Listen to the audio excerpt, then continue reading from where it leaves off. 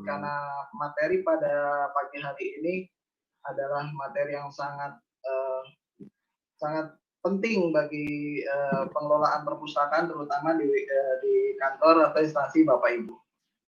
Baik, kami buka acara pada pagi hari ini terlebih dahulu. Bismillahirrahmanirrahim. Assalamualaikum warahmatullahi wabarakatuh. Waalaikumsalam warahmatullahi wabarakatuh. Pada kesempatan pagi hari ini, saya dari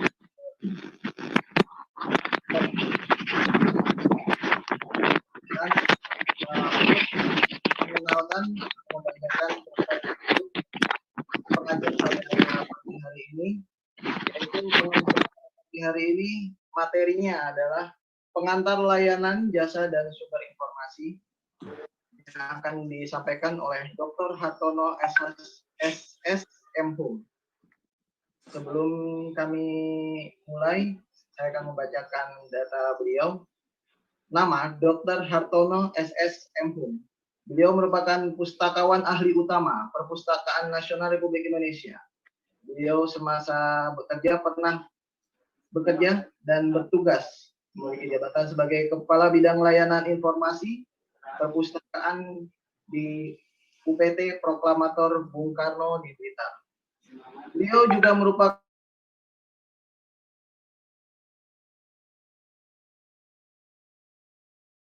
pendidikan beliau yaitu S1, S2, dan S3 Ilmu Perpustakaan dan Informasi. Beliau juga aktif dalam menulis buku-buku mengenai ilmu perpustakaan atau buku-buku perpustakaan. Untuk itu, tanpa berlama-lama, dengan hormat kami persilakan untuk menyampaikan materi pengantar layanan jasa dan sumber informasi kepada Dr. Hartono SSM. Kami silakan. Baik, terima kasih, Dara Johari. Assalamualaikum warahmatullahi wabarakatuh. Waalaikumsalam warahmatullahi wabarakatuh. Baik sekali Bapak Ibu sekalian di seluruh tanah air kita, mulai dari Sabang sampai Merauke, sampai sangat menyebar sekali pesertanya ya. Dan ini merupakan suatu aktivitas dan niat kita dalam membangun layanan perpustakaan yang sangat luar biasa. Kita berikan apresiasi kepada Bapak Ibu sekalian untuk mengikuti diklat Kepala Perpustakaan Sekolah di seluruh Indonesia. Saya lihat juga ada Tanjung Selor, dari Aceh, kemudian dari Papua, ada juga dari Nusa Tenggara Timur ya. Kaltim juga Pak ada. Ya, hampir menyebar, kurang lebih 500 peserta. Ini luar biasa dan kita berikan apresiasi lah. Izinkanlah sebelumnya tadi sudah diperkenalkan oleh para moderator bahwa saya Dr. Hartono SSM Hum, sehari-hari bekerja di Perpustakaan Nasional RI di Pusat Jasa Perpustakaan yang tepatnya di Jalan Merdeka Selatan nomor 11 Jakarta. Dan pada kesempatan ini pula senang ya saya bertemu dengan saudara-saudara sekalian untuk mengisi materi ini, karena memang materi ini adalah merupakan core bisnis daripada layanan perpustakaan. Jadi layanan jasa perpustakaan ini sebagai inti atau ujung tombak daripada kegiatan perpustakaan. Kita punya waktu 1 jam, kurang lebih 1 jam, Bapak Ibu sekalian, kita akan menyampaikan materi sekilas. Saya kira waktunya sangat cukup dan lebih cukup lah gitu ya. Saya akan menyampaikan materi ini. Jadi Bapak Ibu sekalian, sebenarnya kita ada 5 poin yang perlu kita sampaikan pada kesempatan ini dalam materi layanan jasa dan sumber informasi. Yang pertama, kita sedikit mengenal tentang perpustakaan sekolah dulu. Jadi perpustakaan sekolah bagian integral dari perpustakaan di sekolah itu sendiri, dari sekolah itu sendiri dalam konteks pembelajaran di sekolah. Kemudian materi kedua kita akan bicara masalah jasa perpustakaan. Yang ketiga tentang pelayanan, bagaimana membangun layanan berbasis kepuasan pengguna. Kemudian juga kemudian juga membahas jasa sirkulasi kita, peminjaman, pengembalian, ya, juga sekaligus bagaimana membangun kegiatan-kegiatan peminjaman berbasis teknologi informasi nanti, juga mengenal kita sumber referensi. Dan yang terakhir nanti Bapak Ibu sekalian akan mengenal tentang bagaimana bimbingan penggunaan perpustakaan bagi komunitas sekolah atau madrasah. Nah, Bapak Ibu sekalian, saya lihat dari segi latar belakang sekolah juga dari sekolah dasar ada, kemudian sekolah tingkat menengah, ya, kemudian sekolah tingkat atas juga SLTA, menyangkut SMK, SMA juga dulu STM dan seterusnya. Dan ini merupakan potensi yang sangat luar biasa. Baik, jadi 5 poin itu Bapak Ibu sekalian yang sekilas nanti kita akan sampaikan. Untuk materi ini nanti dilanjutkan dengan diskusi-diskusi yang nanti dari hasil diskusi itulah nanti Bapak Ibu sekalian juga akan mendapatkan intisari bagaimana merancang, kemudian merancang daripada layanan sirkulasi, kemudian menyediakan layanan sirkulasi itu perlengkapannya apa saja, sekaligus juga bagaimana menyediakan jasa referensi, sekaligus merancang kegiatan layanan referensi. Ini bagian penting daripada layanan di perpustakaan sekolah. Saya yakin Bapak Ibu sekalian sudah bekerja di perpustakaan sekolah, mungkin ada yang sudah jadi kepala sekolah ya, kepala perpustakaan sekolah, juga ada yang masih honorer barangkali. Tentu ini menjadikan perhatian penting bagi kita semuanya, bahwa layanan perpustakaan sekolah sebagai ujung tombak daripada bagian integral daripada kegiatan perpustakaan. Baik, kita awali bahwa latar belakang bahwa perpustakaan sekolah itu bagian integral untuk membangun visi dan misi dalam juga melayani dan pembelajaran sepanjang hayat. Jadi tugas kita sebagai pilar Bapak Ibu sekalian. Yang pertama tugas kita adalah mengembangkan koleksinya. Yang kedua adalah organisasi informasinya seperti apa. Yang ketiga bagaimana melestarikan dan menyimpan. Pak yang unmute itu yang. Dan ketiga adalah bagaimana mendiseminasikan informasi. Itu mohon dimatikan dulu saudara. Informasi. Nah, tugas pokok dan fungsinya dalam konteks perpustakaan itu setidak-tidaknya P3IR, yaitu pendidikan, penelitian, penyimpanan, ya, informasi dan rekreasi. Jadi ada P3IR. Saya katakan tadi bahwa kita mereview sekilas bahwa tugas perpustakaan ada 4 pilar tadi.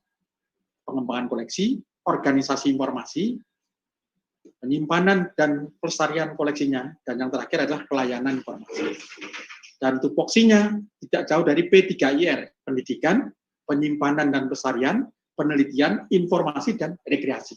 Nah, mudah-mudahan nanti Bapak Ibu sekalian dengan mengenal tugas pokok dan fungsi, kemudian kita mengenal fungsi perpustakaan sekolah, tentu tidak akan menyimpang daripada misi dan misi daripada perpustakaan. Baik Bapak Ibu sekalian, apa itu sebenarnya perpustakaan itu? Sejarah dalam peradaban bangsa bahwa perpustakaan sudah ada abad ke-5. Pengertian perpustakaan itu tidak jauh daripada kitab. Walaupun bahan pustaka sebelumnya itu ada yang terbuat dari kulit kayu, kemudian juga dari dedaunan, kemudian ada kulit binatang yang berkembang dengan tanah liat dan seterusnya hingga sekarang adalah dalam bentuk tercetak ini. Dan sekarang ini konsep perpustakaan itu akan berubah menjadi elektronik. Konsep elektronik itulah yang dikembangkan bahwa berdasarkan Undang-Undang 43 tahun 2007 bab 1 pasal 1 ayat 1 bahwa perpustakaan itu adalah institusi pengelola koleksi karya tulis, karya cetak dan atau karya rekam secara profesional dengan sistem yang baku guna memenuhi kebutuhan pendidikan, penelitian, pelestarian, informasi, dan rekreasi bagi para pemustaka. Jadi institusi pengelola koleksi karya tulis, karya cetak, dan karya rekam. Kalau dulu hanya terbatas hanya karya cetak saja, Bapak Ibu sekalian, sekarang koleksi perpustakaan bisa saja karya dalam bentuk karya rekam maupun karya digital. Nah, sekarang bagaimana perpustakaan sekolah? Perpustakaan sekolah merupakan bagian dari sekolah yang sama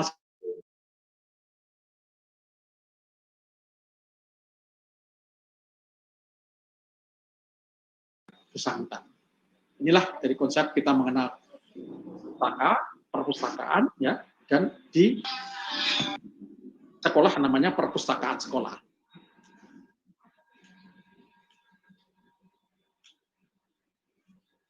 Bisa next, Mbak Dia? Ya sudah. Nah, ini adalah profil daripada perpustakaan, ya. Itu aktivitasnya ada kegiatan-kegiatan proses belajar mengajar di sana. Nah, tujuan dan fungsi perpustakaan sekolah itu adalah menyediakan pusat sumber belajar sehingga dapat membantu pengembangan dan peningkatan minat baca, literasi informasi, bakat serta kemampuan peserta didik. Ini tujuannya. Sedangkan fungsinya apa? Fungsinya adalah sebagai pusat kegiatan belajar mengajar yang terintegrasi dengan kurikulum di sekolah. Kemudian pusat penelitian sederhana yang memungkinkan para siswa mengembangkan kreativitas, bakat, dan imajinasinya, sebagai pusat kegiatan rekreatif, hiburan, dan pusat peningkatan minat baca, sebagai pusat belajar mandiri dan peningkatan kemampuan literasi informasi bagi siswa ini sesuai dengan standar perpustakaan sekolah. Kita sitir di sini bahwa tugas utama perpustakaan itu tidak jauh untuk di sekolah itu adalah sebagai pusat belajar mengajar, pusat penelitian secara sederhana, kegiatan rekreatif, dan belajar mandiri. Nah, Bapak Ibu sekalian, kita perkenalkan sekilas bahwa berdasarkan Undang-Undang 43 tahun 2007, sebelum masuk ke materi intinya, bahwa setiap sekolah madrasah menyelenggarakan perpustakaan memenuhi standar nasional perpustakaan dengan memperhatikan standar nasional pendidikan. Kalau nanti ada layanan perpustakaan, ya standar layanan perpustakaan, standar koleksi perpustakaan. Ya. Kemudian wajib memiliki koleksi buku teks pelajaran yang ditetapkan sebagai buku teks wajib pada satuan pendidikan yang bersangkutan dalam jumlah mencukupi untuk melayani semua peserta didik dan pendidik. Mengembangkan koleksi mendukung pelaksanaan kurikulum pendidikan, dan yang terakhir mengembangkan layanan perpustakaan berbasis teknologi dan informasi. Jadi berbasis teknologi komunikasi dan informasi. Nah, ini juga tercantum dalam manifesto IFLA, ya, perpustakaan sekolah, bahwa perpustakaan itu perlu berkolaborasi antara pustakawan guru untuk membantu menghasilkan mutu pendidikan. Kemudian yang kedua, perpustakaan sekolah merupakan alat yang penting untuk mencapai tujuan besar pendidikan nasional. Kemudian adanya sumber informasi bagi semua siswa untuk semua tingkat pendidikan, dan diseminasi informasi dan pengetahuan secara terbuka bagi semua kelompok siswa untuk menjalankan hak asasi manusia yang demokratis. Ini adalah merupakan kriteria manifesto IFLA untuk khusus perpustakaan sekolah. Nah, model pembelajaran abad 21, Bapak Ibu sekalian, itu terbangun seperti ini. Jadi dalam abad 21, proses pembelajaran itu bisa dengan learning research, jadi pembelajaran dalam berbasis penelitian, kemudian juga things tools, sebagai peralatan untuk berpikir, kemudian juga karya-karya pengetahuan, dan yang terakhir itu adalah gaya kehidupan digital. Konsep digital tidak bisa lepas dari abad sekarang, oleh karena itu Bapak Ibu sekalian yang di sekolah, di perusahaan sekolah, baik itu SD, SMP, CA, madrasah, dan kuliah, dan seterusnya, tentu juga memperhatikan perkembangan teknologi informasi dan komunikasi sebagaimana daripada Undang-Undang 43 tahun 2007 tadi. Baik Bapak Ibu sekalian, nah ini bagaimana transformasinya sebelum masuk ke masalah inti sumber informasi, kita harus tidak-tidaknya mengacu pada pergeseran, ya. Yang pertama bahwa sumber informasi perpustakaan yang semula hanya sebatas koleksi, satu medium, sumber dayanya akan menjadi virtual library, jadi dalam bentuk virtual. Oleh karena itu sekarang pengembangan koleksi digital. Kalau pelayanan dulu hanya warehouse dalam bentuk ruangan tertutup, Bapak Ibu sekarang lebih interaktif, seperti pelayanan supermarket. Bagaimana siswa itu tadi bisa mengakses internet misalnya, kemudian juga bisa memanfaatkan internet di sekolah, kemudian juga bisa mengakses koleksi-koleksi digital, itu terbangunlah seperti supermarket itu. Pilihannya cukup bervariasi. Kemudian, untuk bagaimana cara penggunaannya, kalau dulu hanya sebatas wait for user start authority, sebatas untuk menunggu daripada pengguna, sekarang pemanfaatannya harus dipromosikan pada siswa. Itu loh, di sekolah ada perpustakaan, ada buku baru, ada koleksi buku baru, ada novel yang baru, ini dipromosikan pada siswa, sekaligus juga untuk mengembangkan informasi dan pengetahuan. Di transformasi perpustakaan itulah yang nanti juga akan menjadi imbasnya kepada perpustakaan. Ini gini bukan?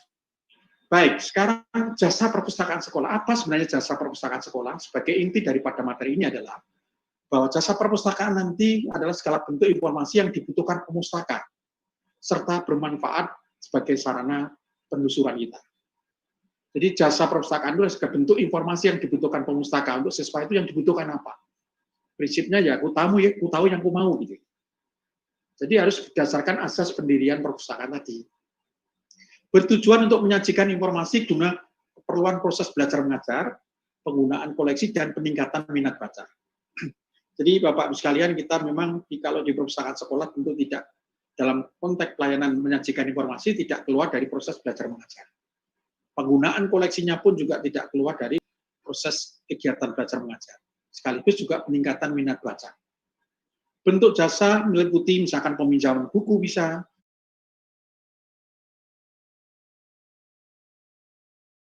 latih menggunakan informasi. Jadi kegiatan literasi informasi itu sudah terbangun di perpustakaan sekolah. Untuk kita bisa bagaimana cara menggunakan perpustakaan tadi. Nah, inilah Bapak-Ibu sekalian potret layanan perpustakaan kita mengambil dari berbagai media sosial, bagaimana pelayanan pendampingan antara guru dan siswa, bagaimana siswa yang tidak mampu untuk bisa menguasai apa ceritanya, ini perlu adanya storytelling. Demikian juga untuk siswa-siswa yang setingkat SLTP misalnya. Kemudian untuk SLTA, untuk madrasah dan aliyah, tentu semuanya adalah ada proses pembelajaran yang dikembangkan oleh sekolah itu sendiri. Unsur jasa perpustakaan apa saja yang termasuk dalam unsur jasa perpustakaan? Jadi perpustakaan sekolah tentu harus memiliki fasilitas ruang dan peralatan perpustakaan, harus bisa saja itu ruang untuk administrasi, kemudian ada ruang guru, ruang kepala perpustakaan, ruang baca, ruang koleksi, ya, ruang pengolahan itu kalau bisa disediakan. Yang kedua juga memiliki koleksi perpustakaan. Koleksi itu melalui proses pengadaan. Organisasi informasi, dikatalogisasi, diklasifikasi, ya, diinventarisasi koleksinya. Kemudian proses penyimpanan, selesai kita dilakukan katalogisasi, klasifikasi, kemudian proses penyimpanan tadi dirak. Sekaligus kita buatkan namanya adalah sarana penelusuran yang kita sebut dengan katalog perpustakaan atau OPEC, Online Public Access Catalog. Dan yang terakhir adalah dalam bentuk pelayanan perpustakaan. Yang ketiga, unsur jasa perpustakaan itu adalah tenaga perpustakaan. Jadi Bapak-Ibu sekalian di perpustakaan sekolah tentu sangat minim sekali hanya satu tenaga saja. Minimal ya 2 atau 3, berarti kalau perpustakaan memiliki tenaga lebih dari 1 itu sangat baik, sehingga kepala perpustakaannya ada, tenaga teknisnya ada, juga tenaga non-teknisnya juga ada. Kemudian unsur yang keempat adalah pemustaka, itu adalah penggunanya. Bisa saja para pemustakanya itu dalam siswa atau guru atau petugas sekolah, atau konteksnya adalah komunitas sekolah. Nah, inilah Bapak-Ibu sekalian layanan perpustakaan. Kita mengenal beberapa layanan perpustakaan. Kalau kita sehari-hari kita lihat pemandangan di sekolah itu kita hanya layanan membaca saja, ini sangat minim Bapak sekalian. Oleh karena itu kita harus kita buka layanan sirkulasi. Layanan sirkulasi itu adalah layanan dalam bentuk peminjaman, pengembalian, ya, juga ada ruang baca di situ. Jadi proses transaksinya itu bisa peminjaman, pengembalian, ya, itu namanya layanan sirkulasi. Yang kedua adalah layanan referensi. Layanan referensi. Ya, layanan rujukan ini itu bisa saja dalam bentuk layanan rujukan langsung maupun tidak langsung, nanti kita akan bahas bersama-sama. Kalau yang langsung misalkan kamus, ensiklopedi, ya, kemudian yang tidak langsung misalkan dalam bentuk indeks, abstrak, bibliografi, sampai dengan dalam indeks, abstrak, bibliografi, kemudian juga paket informasi. Yang ketiga adalah layanan membaca di perpustakaan. Di perpustakaan sekolah juga menyediakan layanan membaca, supaya ada diskusi di antara para siswa tadi. Kemudian ada layanan storytelling. Layanan storytelling itu adalah layanan dalam bentuk bercerita. Tema apa yang menarik sesuai dengan minat daripada siswa, tentu juga memiliki pesan moral yang sangat luar biasa. Yang kelima adalah layanan pemutaran film atau video. Nah, itu layanan dalam bentuk audiovisual misalnya. Yang keenam, layanan jasa perpustakaan, jam perpustakaan. Tentu kita melihat bahwa kalau di perpustakaan sekolah itu kadang-kadang hanya dimanfaatkan untuk jam-jam istirahat. Kita atur waktunya supaya para siswa tadi ada dekat dengan perpustakaan, ada koneksitas antara guru sekolah dengan layanan perpustakaan. 7 adalah bimbingan membaca. Jadi pustakawan atau pengelola perpustakaan sekolah juga perlu membuka layanan bimbingan membaca. Dan yang terakhir, sesuai dengan amanah undang-undang bahwa layanan perpustakaan harus memperhatikan teknologi informasi, tidak menutup kemungkinan layanan perpustakaan sekolah tadi juga menyediakan layanan dalam bentuk database maupun internet. Nah, ini penting sekali Bapak Ibu sekalian, sekarang ini sudah eranya adalah era informasi. Nah, jenis-jenis layanan tadi kita sudah sebutkan. Nah, bagaimana sekarang membangun layanan prima? Nah, kalau kita lihat, seperti saya katakan tadi bahwa untuk membangun layanan perpustakaan itu tadi tidak hanya sebatas kita menyediakan informasi, tapi juga disampaikan, dipromosikan, juga diberikan pada perhatian pada para siswa. Oleh karena itu, pelayanan prima itu adalah sebagai upaya maksimal yang mampu diberikan oleh petugas terhadap jasa layanan tadi dengan memenuhi harapan dan kebutuhan peserta sehingga tercapai kepuasannya. Sesuai dengan bidangnya apa yang diinginkan, misalkan kita ingin melihat Candi Borobudur misalnya, apa sumber informasi yang bisa ditelusuri, misalkan ensiklopedi. Oleh karena itu kita buka. Cara membukanya bagaimana? Nah, tentu ada strateginya, nanti kita akan sampaikan bagaimana teknik menggunakan ensiklopedi, yaitu melalui indeksnya dulu. Selesai indeksnya, misalkan kita cari secara alfabetis, B-nya Borobudur misalkan, ternyata halaman 430, kita cek di 430 Borobudur. Di situ ada kumpulan topik yang menarik tentang Borobudur, baik itu sejarahnya, arsitekturnya, kemudian juga mitosnya juga ada di sana. Nah, tentu ini menarik untuk para siswa supaya guru dan kepala sekolah itu tidak memahami tentang sumber informasi. Nah, prinsip dasar pelayanan prima ini mampu berkomunikasi dengan prinsip-prinsip komunikasi, mampu berkomunikasi secara verbal maupun non-verbal, ya, mampu bekerja secara individu maupun kelompok. Ini bekerja secara tim. Oleh karena itu, Bapak Ibu sekalian, kepala sekolah tentu juga ada komunikasi yang interaktif antara guru dengan perpustakaan, antara guru dengan para siswa. Oleh karena itu, dengan prinsip dalam pelayanan prima tadi, komunikasi yang paling utama. Bagaimana membangun komunikasi dengan prinsip-prinsip komunikasi, misalkan ramah tamah, ya, kemudian juga perhatian sekali, mungkin yang sekarang sabar, ya. Nah, ini menarik sekali untuk bisa mendatangkan para siswa tadi senang untuk membaca di sekolah. Kemudian model layanan mementingkan layanan mutu, antara lain adalah kualitas fungsional quality, dan kualitas teknis. Jadi kalau kualitas fungsional itu lebih pada pelayanannya, kualitas teknis lebih pada penyediaan sumber informasinya atau koleksinya. Antara kualitas layanan dan koleksi yang dimiliki oleh perpustakaan itu berbanding lurus untuk bisa membangun sebuah pelayanan mutu tadi. Jadi itulah Bapak Ibu sekalian, untuk membangun layanan tidak-tidaknya kita harus membangun kualitas layanan dari fungsional, dan yang kedua adalah kualitas teknisnya atau technical quality. Bapak Ibu sekalian, inilah gambaran kita bagaimana kita melihat transaksi perpustakaan, bahwa koleksi perpustakaan itu sebenarnya walaupun tertata seperti ini, sebenarnya tersusun secara struktur. Berdasarkan, pertama adalah berdasarkan sistem 10 kelas utama, the 10 main classes. 10 kelas utama tadi, misalkan 00 itu adalah karya umum. 100 filsafat dan psikologi. Misalkan psikologi belajar, psikologi pendidikan ada di kelas 100. 200 semua jenis agama. 300 ilmu-ilmu sosial, ya, social sciences. 400 berbagai jenis bahasa. Kemudian 500 pure science atau ilmu-ilmu murni, biologi, kimia, fisika, dan seterusnya. Kemudian 600 itu ilmu-ilmu terapan, perusahaan industri, ya, dan pabrikasi. Kemudian 700 itu seni, kesenian, olahraga, dan entertainment. 800, golongan 800 itu bisa saja kesusastraan, semua jenis sastra, termasuk sastra Indonesia, Belanda, dan sastra-sastra lain. Kemudian 900 itu membahas tentang subjek geografi, sejarah, dan perjalanan. Ini sebenarnya sudah terbangun secara struktur itu the 10 main classes yang dibagi menjadi divisi dan seksi dan seterusnya. Pola DDC itulah yang dikembangkan sebagai sistem klasifikasi di perpustakaan sekolah dalam rangka membangun pelayanan prima. Nah, jasa informasi dan referensi Bapak Ibu sekalian, tentu yang perlu kita perhatikan bahwa perpustakaan sekolah bukanlah tempat tumpukan koleksi, ya.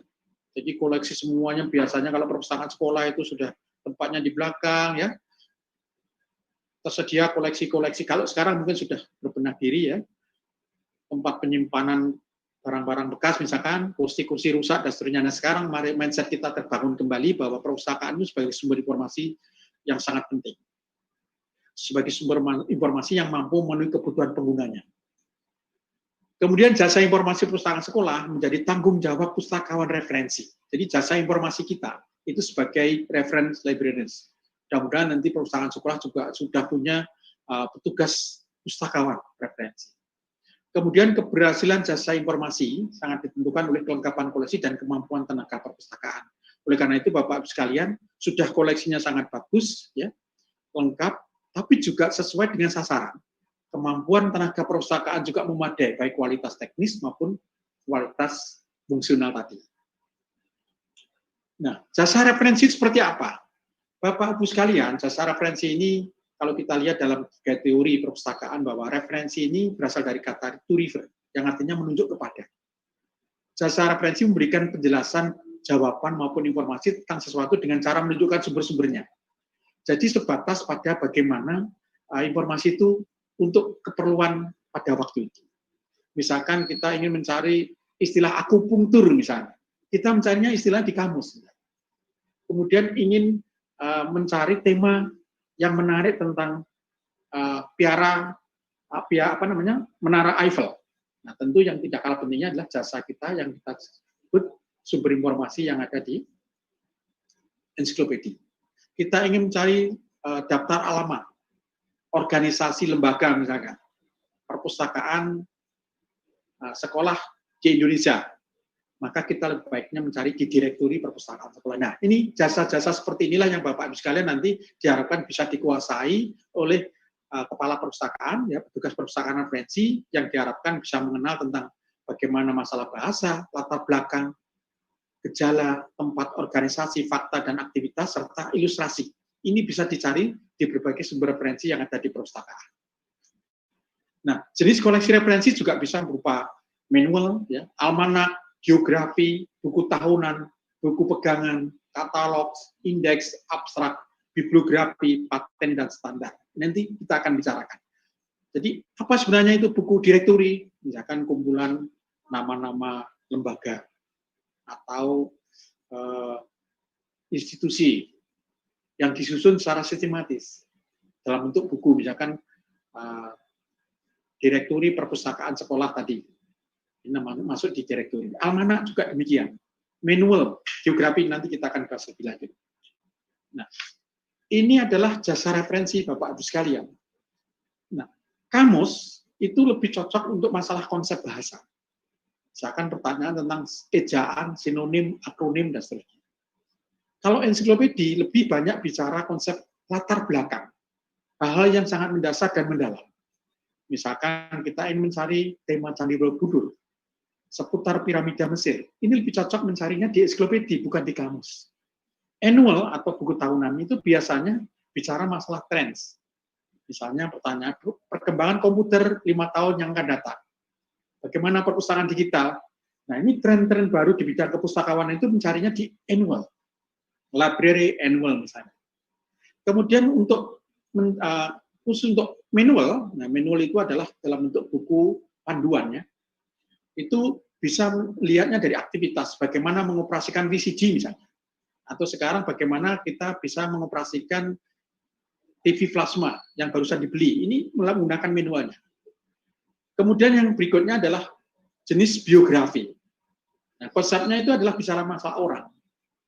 Jangan tanggal lahir Muhatta, riwayat hidup Amin Rais. Nah, ini misalkan tidak hanya bentuk biografi seseorang, tapi bisa saja misalkan dalam bentuk who's who. Who's who of Indonesia misalkan. Nah, ini mengenai orang.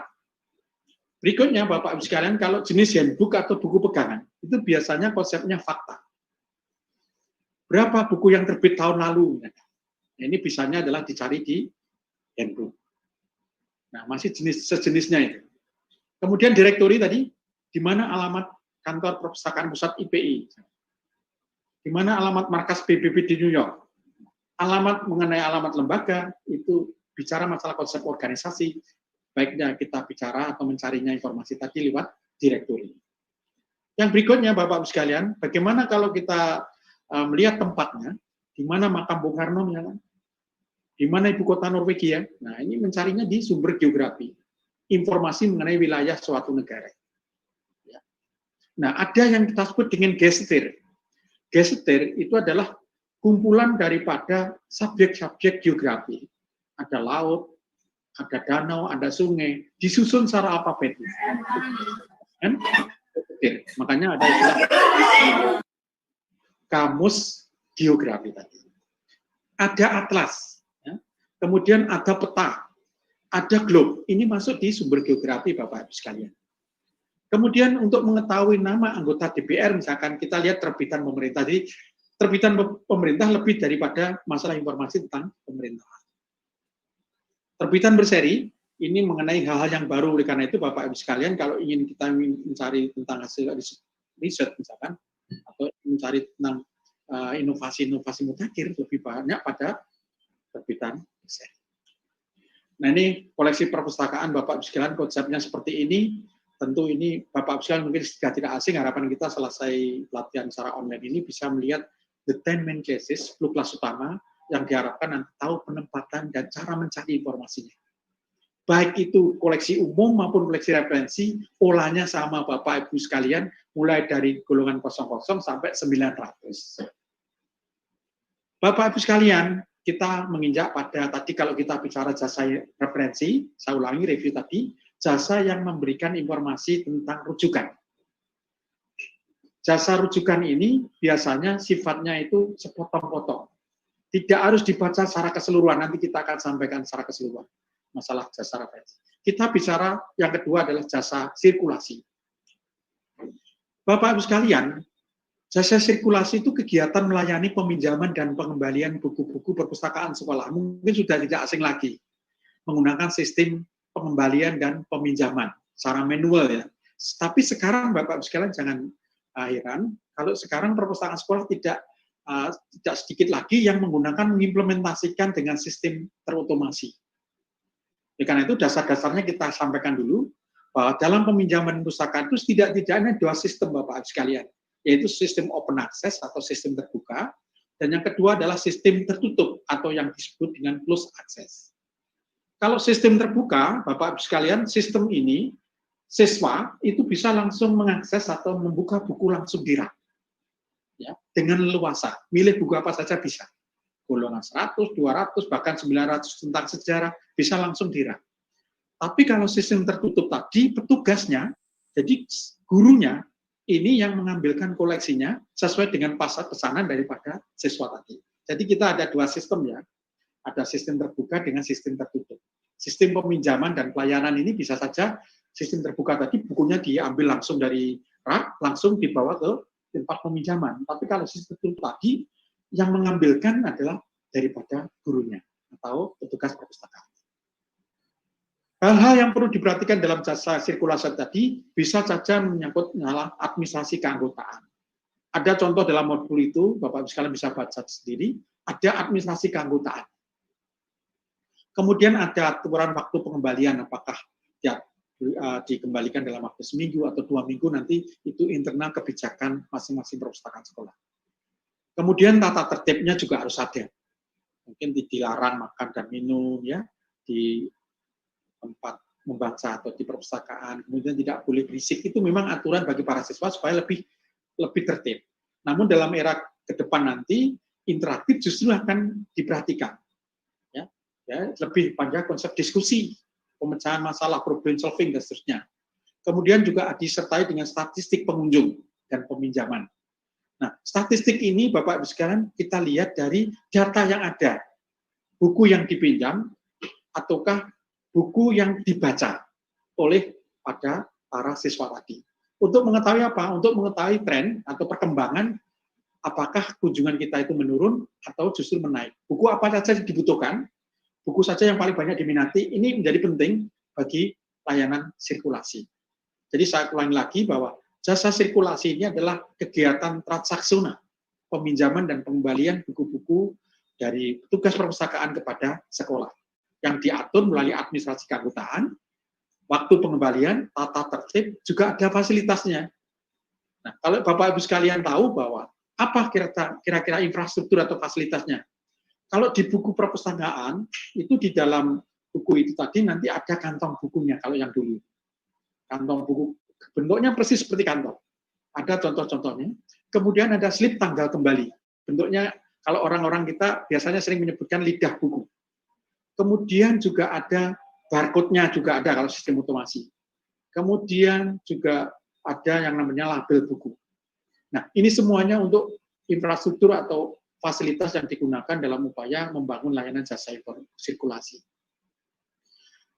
Bapak Ibu sekalian, potret layanan sirkulasi saya kira ini untuk perpustakaan-perpustakaan yang lebih maju lagi, jadi pelayanannya sendiri, referensi sendiri, dan sirkulasi sendiri, sehingga ada interaktif antara siswa dan petugas perpustakaan atau pustakaannya. Nah, bagaimana dengan sistem teknologi informasi? Penerapan jasa peminjaman dan pengembalian statistik administrasi keanggotaan dan silang perpustakaan ini bisa diimplementasikan dengan konsep otomasi perpustakaan. Jadi otomasi perpustakaan itu adalah sebagai bentuk perkembangan teknologi informasi yang diimplementasikan dalam rangka meningkatkan kualitas layanan perpustakaan. Bagaimana buku bisa dipinjam, bagaimana buku bisa dibuatkan statistik, bagaimana buku bisa diakses, bagaimana buku itu bisa di-entry, dibuatkan keanggotaan, tentu ada modul-modul teknologi informasi. Tidak sedikit Bapak Ibu sekalian yang sudah mengimplementasikan teknologi informasi yang kita sebut dengan otomasi perpustakaan sekolah. Oleh karena itu, modul yang harus dipersiapkan dalam aplikasi tadi, pertama adalah yang tidak kalah pentingnya adalah modul sirkulasi.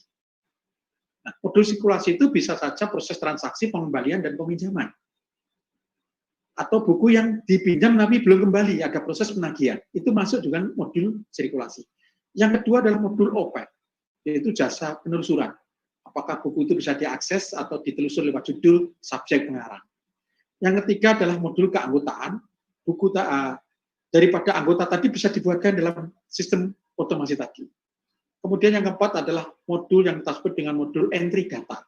Entry data ini adalah bagaimana koleksi yang dibeli atau diadakan di perpustakaan tadi bisa masuk di database melalui sistem yang ada, menggunakan program aplikasi. Yang kita sebut dengan sistem entry data. Dan yang terakhir adalah modul statistik. Ini adalah bagaimana statistik ini bisa dibuat dengan program aplikasi. Jadi Bapak Ibu sekalian nggak usah khawatir, nanti jangan-jangan sulit, semuanya ada pendampingan sistem otomasi. Jadi ada proses pendampingan programmernya, yang penting kita ada niat, mesti ada jalan.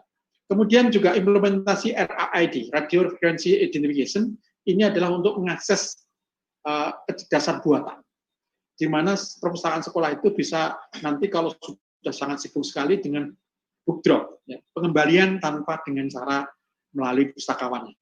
Ini wawasan saja. Nanti juga selfing itu nanti tidak harus dengan manual, tapi juga menggunakan sistem informasinya, menggunakan radio frequency identification. Kemudian implementasi teknologi informasi yang digunakan perpustakaan, terutama juga perpustakaan sekolah juga bisa melalui SMS, ya pelayanan SMS, voicemail, email, internet, ya semuanya sudah bisa diimplementasikan untuk membangun layanan perpustakaan sekolah melalui jasa sirkulasi. Nah, transformasi di era sekarang, Bapak Ibu sekalian, dengan internet sudah hampir di seluruh Indonesia bisa diakses dengan internet, tentu kenapa tidak kita mengimplementasikan sistem berbasis teknologi informasi melalui otomasi perpustakaan. Nah, ini menuju otomasi perpustakaan kita, bagaimana kita nanti harapan kita lebih memudahkan kita dan masyarakat terkoneksi juga dengan komputer, sehingga layanannya pun nanti bisa diakses dari rumah. Siswa-siswa tidak cukup. Nah, sekarang jangan sampai dilebihi daripada siswanya sudah bisa mengakses Android dengan sangat lancar, sekarang perpustakaannya sangat terlambat. Nah, ini nanti akan ditinggalkan oleh penggunanya. Harapan kita ke depan modernitas perpustakaan ini harus benar-benar menjadi berbanding lurus dengan perkembangan teknologi informasi. Bapak Ibu sekalian, ini digital library atau mobile library ini juga membangun perpustakaan digital untuk perpustakaan sekolah. Namun demikian kita menggunakan standar minimal saja dulu. Norma-norma yang harus bisa kita lakukan ini menjadi penting membangun layanan jasa perpustakaan. Nah, Bapak Ibu sekalian, kita sedikit flashback dulu tentang sumber informasi. Kita tidak hanya terjebak bahwa koleksi perpustakaan itu tidak hanya buku saja, Bapak Ibu sekalian. Kita mencatat ada 12 jenis koleksi. Ya. Jadi ini contohnya adalah koleksi monograf. Monograf itu adalah buku. Kita perkenalkan dulu supaya nanti Bapak Ibu sekalian yang bekerja di perpustakaan sekolah itu tidak kaget, loh. Perpustakaan sekolah ternyata banyak jenisnya koleksinya, ya sangat multidimensi. Ada bahan kartografis, bisa atlas, global, peta, ya. Kemudian ada gazetir nanti. Ini contohnya ada bahan kartografis. Ada juga manuskrip. Nah, kalau di perpustakaan nasional kita banyak jenis koleksi-koleksi manuskrip, naskah Nusantara. Bahkan ada memori dunia. Dan tentu nanti bisa diakses di tempat Bapak Ibu sekalian berada. Di sekolah-sekolah juga bisa mengakses manuskrip di perpustakaan nasional. Kemudian juga ada koleksi musik dalam bentuk partitur musik. Nah, jadi musik pun juga bisa di koleksi perpustakaan. Kemudian ada rekaman suara, sound recording. Ini CD, VCD ya. Biasanya kalau CD, VCD itu lagu-lagu gitu ya. Ya, biasanya adalah langgam. Kalau di Jawa itu ada langgam. Kemudian ada musik-musik dari Kalimantan itu dituangkan dalam rekaman suara, rekaman CD itu dalam kemasan CD. Yang berikutnya adalah rekaman video, itu dalam bentuk video recording. Misalkan adalah video tentang tenggelamnya kapal Titanic, gitu. Kemudian video perjuangan bangsa. Ini ada dalam dituangkan ini juga menjadi koleksi perpustakaan. Juga bisa dikatalog berdasarkan standar pengatalogan internasional. Kemudian ada bahan grafis. Bapak Ibu sekalian, Bapak Ibu guru, bahan grafis ini juga nanti bisa diorganisir dengan baik. Tidak hanya langsung ditaruh di papan saja ditempatkan yang tidak ada. Grafis itu adalah dalam bentuk gambar. Bisa lukisan, ya, bisa gambar, bisa foto-foto itu nanti bisa diorganisasi informasi dengan baik. Nah, koleksi yang terbaru tren di dalam dunia kepustakawanan itu adalah sumber elektronis. Itu sumber dalam bentuk koleksi-koleksi misalkan internet, kemudian digital, e-resources, e-journal, e-book ini masuk dalam sumber elektronis. Koleksi berikutnya adalah koleksi 3 dimensi. Nah, tentu ini tidak asing lagi, biasanya yang mengoleksi ini adalah koleksi perpustakaan khusus misalnya. Ini seperti misalnya adalah koleksi-koleksi patung, artefak, ya, 3 dimensi. Ini juga menjadi koleksi perpustakaan. Realia, ini koleksi 3 dimensi. Dulu ada yang disebut dengan koleksi bentuk mikrofiche. Ini tulisan yang dikemas dalam film, negatif film, bisa dilihat dengan microreader. Ini namanya bentuk mikro. Yang terakhir, koleksi perpustakaan itu dalam bentuk terbitan berseri atau jurnal dan surat kabar dan seterusnya. Ini ada gambaran umum bahwa perpustakaan ini memiliki bentuk-bentuk koleksi seperti ini. Jadi tidak hanya dalam bentuk monograf. Biasanya kalau sekolah kan hanya monograf saja. Koleksi-koleksi rekaman suara, rekaman video ya dalam bentuk audiovisual, internet, elektronis dalam bentuk digital ini juga bisa dikembangkan untuk perpustakaan sekolah dalam rangka mendukung kegiatan belajar mengajar. Nah, sumber referensi tadi disebutkan bahwa sumber referensi itu memberikan keterangan tentang perkataan, ejaan, ya, tempat peristiwa dan seterusnya. Juga disimpan di ruang referensi. Buku referensi tidak boleh dipinjam dibawa pulang biasanya. Jadi karena ini buku referensi itu buku rujukan, sehingga buku ini tersimpan di koleksi referensi, hanya sebagai rujukan.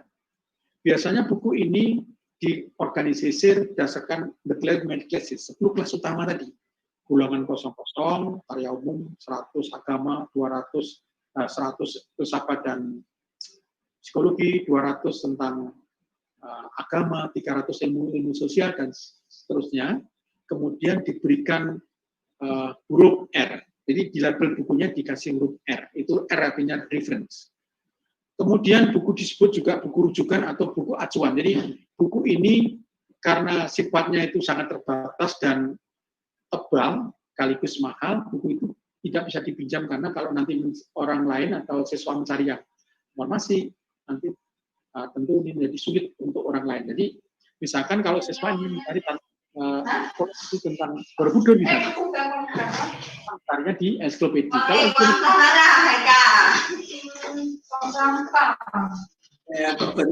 koleksi referensi Bapak Ibu sekalian, koleksi referensi disusun karena bukunya sangat tebal-tebal sehingga harus disimpan duduk manis di koleksi referensi. Ini koleksi referensi saya kira tadi sudah disebutkan, sumber informasi umum, kamus dan ensiklopedi, sumber informasi penunjukan, direktori, handbook, buku tahunan, almanak, laporan penelitian, paten dan standar, sumber informasi geografi dan biografi, bisa saja peta atlas tadi sudah disebutkan, kemudian yang tidak kalah pentingnya sebagai sumber informasi perpustakaan 2016.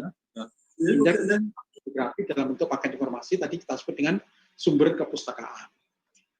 Nah, ini contohnya buku referensi Bapak-Ibu sekalian. Nah, Bapak-Ibu sekalian tidak semuanya bisa menggunakan sumber referensi. Aku orang ngurusi Bagaimana cara menggunakan ensiklopedi Bapak-Ibu sekalian? Tentu beda dengan menggunakan kamus. Praktek yang pernah kami lakukan misalnya, para siswa ingin mencari tentang subjek tentang Subak Bali misalnya. Bagaimana caranya? Kita lihat di ensiklopedi Indonesia. Lihat di buku indeks. Jadi ada 10 jilid kalau tidak salah dalam ensiklopedi Indonesia. Itu bagian akhir ada yang kita sebut dengan indeks ensiklopedi. Dicari tentang Subak. Huruf S disusun secara alfabet tadi. Subak tadi mengacu pada halaman berapa. Misalkan di situ tercatat halaman 420 misalkan. Nah, dari 420 kita catat Subak tadi, kita cari di buku urutan S Subak di ensiklopedi itu mencari Subak. Di halaman 420 kita cari, pasti ketemu tentang tema Subak. Nah, tema yang lain misalkan Borobudur. Kemudian juga obat tradisional misalnya. Kemudian Menara Eiffel. Jadi subjek-subjek mendalam dan mendasar ini kita cari di buku yang kita sebut dengan ensiklopedi. Ada ensiklopedi Indonesia, ensiklopedi khusus juga termasuk ensiklopedi Britannica, Americana dan seterusnya. Kemudian ada kamus tadi kita mengenal ada Eka Bahasa, Dwi Bahasa, ya. Juga ada kamus banyak bahasa yang dikenal dengan polyglot. Kalau kamus ini lebih kepada alfabetis, disusun secara alfabetis, mudah penggunaan. Kemudian direktori, ya. Direktori ini menarik untuk bisa kita bahas karena berisi tentang kumpulan daripada lembaga dan institusi. Kemudian annual, buku tahunan. Ya. Berisi tentang program tahunan yang ada misalkan program tahunan Bank Rakyat Indonesia tahun 2019 misalkan itu. Kemudian juga handbook, buku pegangan, ya kan, teknik tenaga listrik, biasanya di sekolah di SMK, banyak buku-buku ini masuk di koleksi handbook. Demikian juga untuk almanak pelajar Indonesia. Ini juga berisi tentang berbagai program, ya. Kemudian juga perencanaan di situ, kalender di situ. Kemudian juga biografi, ada biografi Habibie bukunya. Kemudian juga biografi Amin Rais, biografi Bung Karno, Bung Hatta, dan seterusnya. Juga kumpulan daripada biografi juga ada. Kemudian ada geografi, itu tadi sudah disebutkan atlas dan seterusnya, peta. Dan yang terakhir adalah ada yang kita sebut dengan sumber informasi terbaru, bisa saja koleksi tadi kalau di Perpustakaan Nasional kita perkenalkan adalah IPUSNAS. Jadi informasi yang sangat luar biasa, dan bisa diakses di tempat Bapak Ibu sekalian, ya. Kemudian juga ada IOS Indonesia One Search, ini bisa diakses di tempat Bapak Ibu sekalian. Jadi melalui diklat ini Bapak Ibu sekalian juga bisa mendapatkan informasi terbaru. Bagian akhir dari sesi ini kita akan sampaikan beberapa alamat situs web tentang berbagai alamat jurnal yang bisa diakses Bapak Ibu sekalian tanpa harus membeli, ya, gitu. Nah, bagaimana karakteristik buku referensi? Tadi sudah sekilas saya sebutkan, karena kita bicara khusus tentang sumber informasi, bahwa buku referensi ditujukan untuk keperluan konsultasi. Ya, untuk keperluan konsultasi. Kemudian juga buku referensi tidak dimaksudkan untuk dibaca seperti buku biasa. Jadi harus ada bedanya, buku referensi dengan buku biasa. Kalau buku referensi tidak harus dibaca keseluruhan. Buku referensi seringkali terdiri dari entry yang terpotong-potong. Jadi kalau sesuai dengan kebutuhan kita yang kita cari saja misalnya. Kita ingin mencari subjek Borobudur misalnya, atau subjek yang lain lah, jangan Borobudur, misalkan Bali, ya. Atau Komodo, ya. Ini yang paling populer Komodo sekarang. Nah, makanya kita hanya cari Komodonya saja, yang lain tidak kita cari. Oleh karena itu, buku referensi ini seringkali terdiri dari entry yang terpotong-potong. Buku referensi tidak dipinjamkan karena buku tersebut diperlukan setiap waktu untuk orang yang memerlukan informasi khusus. Ya. Nah, ini jenis kamus tadi kita sebutkan semuanya. Koleksi referensi, tentu ini menjadi perhatian Bapak Ibu sekalian supaya di sekolah itu nanti Bapak Ibu sekalian bisa diadakan buku-buku ini, ya, baik kamus, ensiklopedia, handbook, direktori, sekaligus di organisasi, di katalogisasi. Dan cara penggunaannya menggunakan sumber informasi tadi, tentu Bapak Ibu sekalian menjadikan perhatian penting bagaimana cara membangun layanan prima untuk memanfaatkan sumber informasi referensi tadi. Nah, sumber referensi tadi ada dua, Bapak Ibu sekalian, ada koleksi referensi langsung dan koleksi referensi tidak langsung. Bedanya apa? Kalau langsung itu langsung menuju bukunya. Jadi kalau kita ingin cari tentang kamus besar bahasa Indonesia, langsung ke kamusnya besar bahasa Indonesia. Tapi kalau koleksi referensi tidak langsung, itu masih menggunakan buku satunya lagi. Jadi kalau katalog itu daftar, katalog ini adalah dalam bentuk katalog daftar yang dimiliki oleh perpustakaan, daftar buku yang dimiliki oleh perpustakaan. Bibliografi itu daftar terbitan. Ya, daftar terbitan buku yang dimiliki perpustakaan di dalam wilayah tertentu. Kalau indeks itu adalah kumpulan istilah yang disusun secara alfabetis, dan abstrak itu adalah sumber informasi yang berisi dengan sari karangan tertentu, sesuai dengan subjek apa yang dibuat. Nah, oleh karena itu Bapak Ibu sekalian, untuk membangun ini tentu harus bedakan antara koleksi referensi dan koleksi referensi yang tidak langsung maupun yang langsung tadi. Nah, koleksi referensi saya kira ini tadi sudah kita bahas bersama, bahwa istilahnya juga sudah kita sampaikan bagaimana pengertian dan contohnya seperti apa, baik itu kamus, ensiklopedia, direktori, almanak, ya, kemudian biografi, buku tahunan, ini nanti bisa diakses sendiri.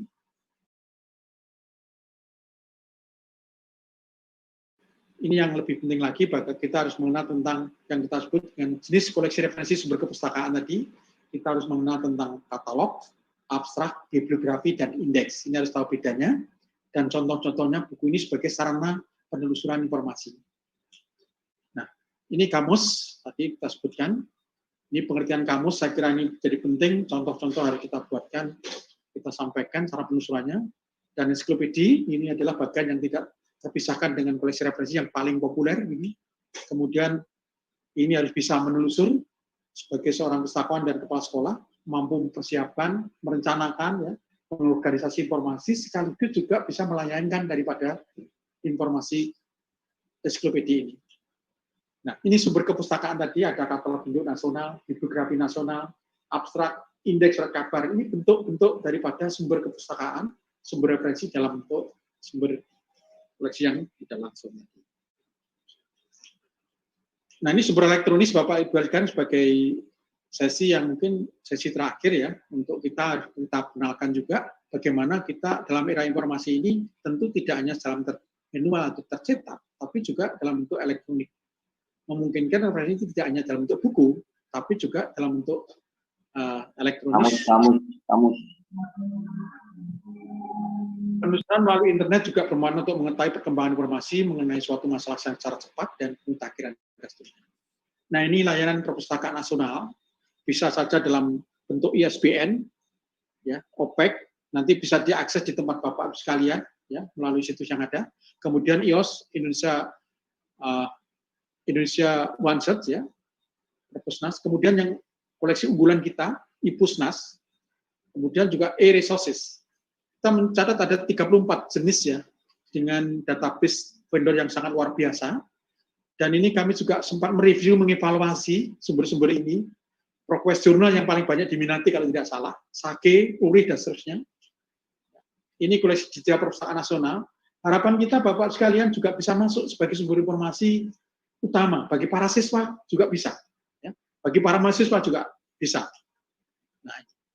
Nah, ini ensiklopedia online Bapak Ibu sekalian nanti bisa diakses, ensiklopedia Britannica melalui http://bb.com. Ini alamat situsnya juga sudah sebutkan di situ. Kemudian juga ada kamus online, ya, dictionary online. Kemudian ada micro reference encyclopedia. Ini kita siapkan untuk ensiklopedia online.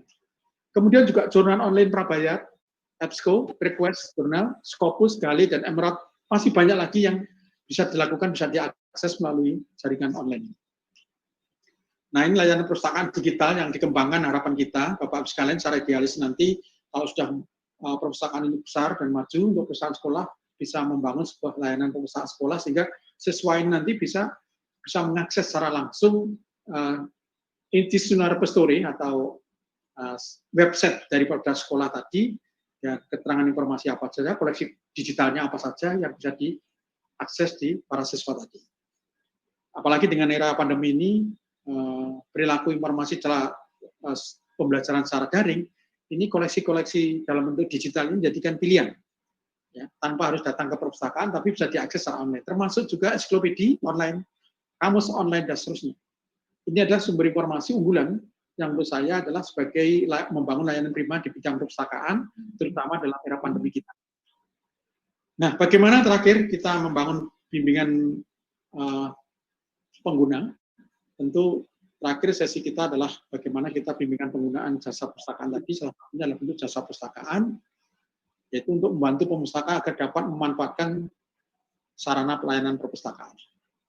Nah, materi bimbingan juga bisa mengenakan denah perpustakaan, bimbingan itu, peraturan perpustakaan, kemudian alat penelusuran koleksinya, pengenalan bagian layanan perpustakaan, juga pengenalan ruang baca antara sekolah dasar, SLTP, dan untuk tingkatan SLTA tentu bimbingannya itu berbeda-beda.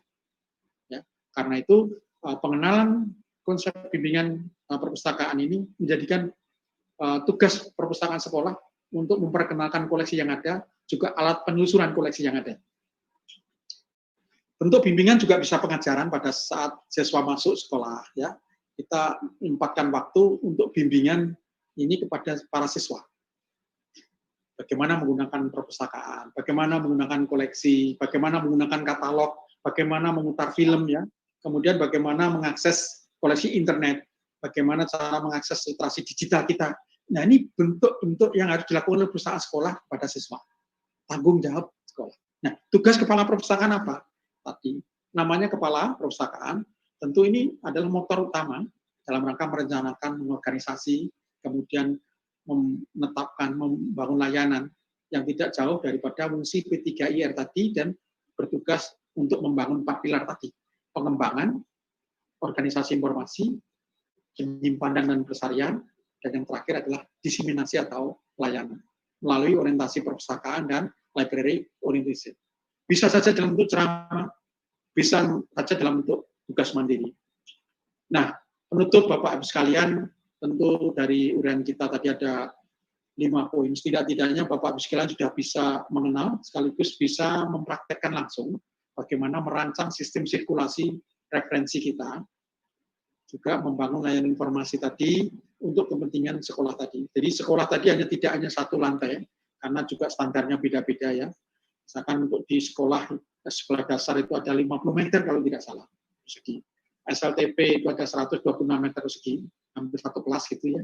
Kemudian untuk SLTA itu, ya, setingkat aliyah itu ada 168 meter persegi. Itu kalau enggak salah 1,5 kelas itu.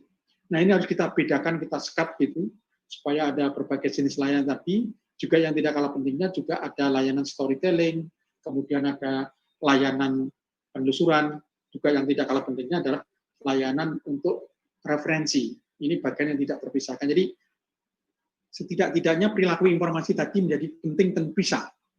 Layanan jasa informasi terpisah sendiri. Ada urusannya peminjaman dan pengembalian.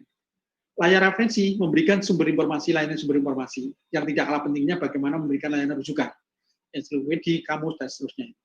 Layanan audiovisual harus terpisah juga kalau bisa, yang memutar koleksi-koleksi audiovisual tadi.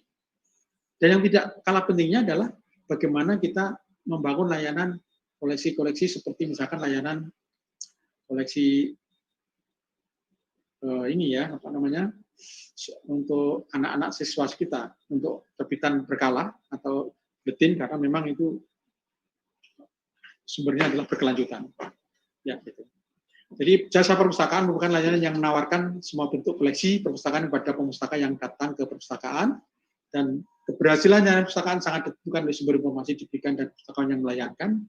Dan model pelayanan yang terakhir harus dipentingkan adalah mementingkan kualitas layanan service quality yang berusaha mengidentifikasi kesenjangan antara layanan yang diharapkan dan layanan yang diterima. Bapak Ibu sekalian, saya kira demikian yang dapat kami sampaikan.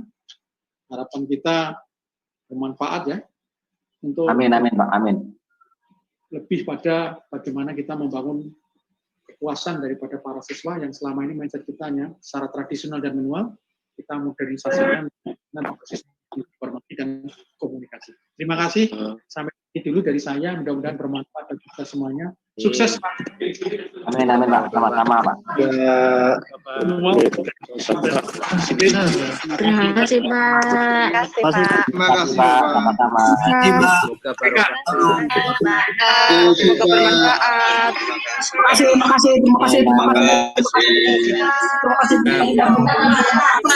kasih. Luar biasa. Tugasnya jam berapa, Pak? Makan. Atas penjelasannya, Pak. Terima kasih. Terima kasih, Pak. Terima kasih, Bapak. Tugasnya ada di mana? Terima kasih. Tugasnya ada di mana? Terima kasih, Pak. Terima kasih, Pak. Terima kasih, Pak. Terima kasih, Pak. Terima kasih, Pak ya. Ya, sama-sama. Terima kasih, Pak. Pak, makasih Pak. Terima kasih, Pak. Terima kasih, Pak. Sama-sama. Ya, sama-sama ya. Ibu-ibu, bapak-bapak, saya. Apa pertanyaan dan diskusinya udah ada ya? Semoga barokah Pak, ilmunya Pak. Diskusinya sudah ada, sudah tersedia, tinggal buka.